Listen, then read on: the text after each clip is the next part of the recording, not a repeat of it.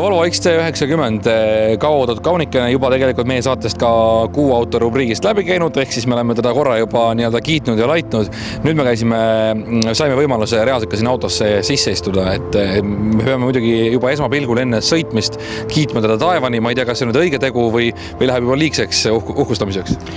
Ei, veidikene kiitust juurde lisada ei tee kunagi halba, sest tegemist on tõepoolest ju igati väärika järeltulijaga sellele esimese põlvkonna X90, mis juba 2002. aastal Volvo poolt välja toodi ja nüüd on möödunud siis juba tervelt 13 aastat, kui tullakse siis teise põlvkonna mudeliga rahva ette ja senimaani on ta kõikjal maailmas, kus ta nii-öelda neil kuudel ja nädalatel on autoostjate ette toodud ja proovisõitu alustatud, pälvinud ohtralt kiidusõnu.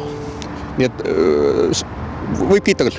No, 13 aastat ikkagi, ma eeldan, et see auto enam nii-öelda ei liigu, ennem lähevad asjad veel moodsamaks ja uhkemaks, aga kui nüüd võtta nii-öelda kõige suurem muutus sellest kontseptsioonist, sest auto tegelikult on ju täiesti teistsugune.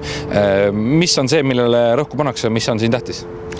Ütleb nii, et see sama X90 ongi nüüd tegelikult esimene pääsukene Volvo uues mudelite põlvkonnas peale X90 siis samale platvormile ehk siis kuidas ta on siis nii-öelda mastabeeritav arhitektuur, mis tähendab seda, et platvormi saab siin pikendada, lühendada ja vägagi suures mahus muuta.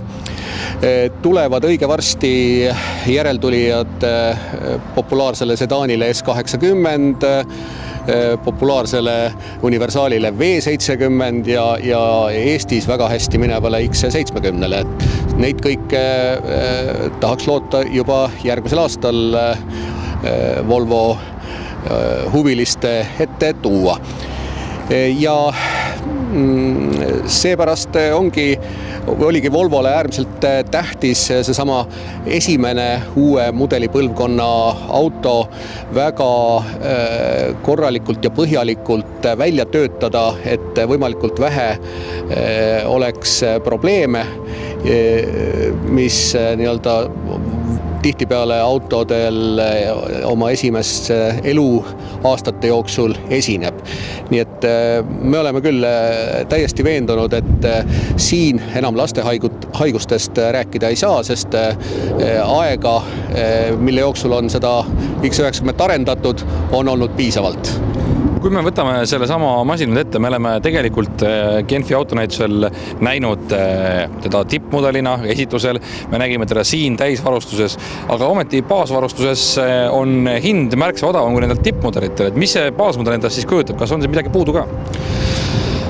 No 52 000 € eest saab juba üsna korraliku auto, aga kuna X90 on nii-öelda luksusmaasturite klassis, siis see klient loomulikult, kes sinna poole vaatab, tahab alati võimalikult rohkem endale seda sama kaasaegset tehnoloogiat,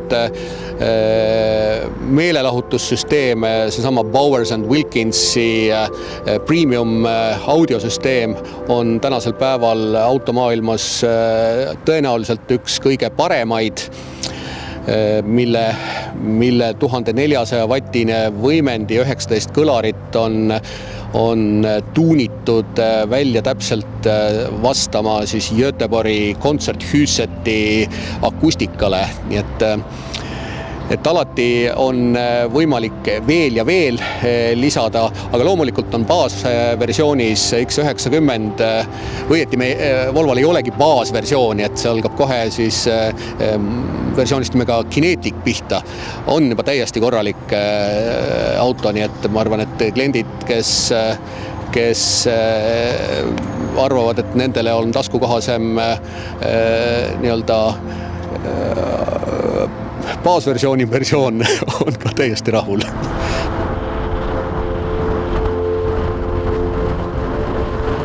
No nii, Robert, mis minu arvamus ei ole siin nagu selles mõttes väga adekvaatne, sest see auto meeldis mulle, jah, ma olen nii Volvo mees ise ja see auto meeldis mulle juba enne seda, kui ta välja tuli. Mul on kuidagi nagu kahed tunded, ma ootasin, et ta on ikkagi halvem. et Volvo on ikkagi natukene ju soliidsema härrasmehe auto ja mina noore kukene tahaks ikkagi pauku ja mürtsu, aga vaata kui soliidne see on tegelikult, millised nahad, millised puitmaterjalid, sisu on tal igati äge.